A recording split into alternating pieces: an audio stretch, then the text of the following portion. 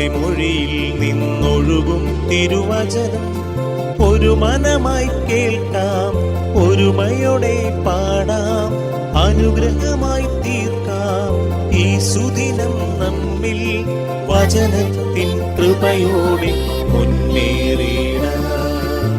വിശുദ്ധ യോഹന്നാൻ അറിയിച്ച സുവിശേഷം 12-ാം അധ്യായം 43-ാം തിരുവാക്യം. ദൈവത്തിൽ നിന്നുള്ള മഹത്വത്തെക്കാൾ അധികം മനുഷ്യരുടെ പ്രശംസ അവർ അഭിലഷിച്ചു.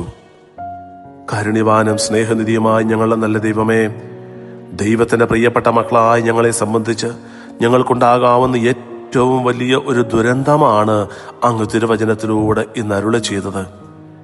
ദൈവത്തിൽ നിന്നുള്ള മഹത്വത്തെക്കാൾ അധികം മനുഷ്യരുടെ പ്രശംസ അവർ അഭിലഷിച്ചു എന്ന്.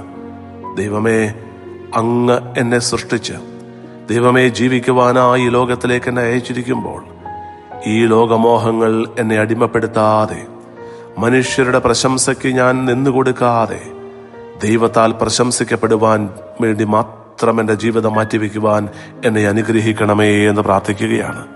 ദൈവമേ, ഞാൻ തിരിച്ചറിയുന്നു, ഈ ലോകത്തിലുള്ള കോടാനുകോടി മനുഷ്യർ എന്നെ പ്രശംസിച്ചാലും എന്നെപ്പറ്റി നല്ലവ പറഞ്ഞാലും അങ്ങ് എന്നെപ്പറ്റി നല്ലവ പറയുന്നില്ലെങ്കിൽ, അങ്ങ് എന്നെ പ്രശംസിക്കുന്നില്ലെങ്കിൽ എൻ്റെ ഈ ജീവിതം വ്യർത്ഥമാണ് എന്ന് ഞാൻ തിരിച്ചറിയുന്നു.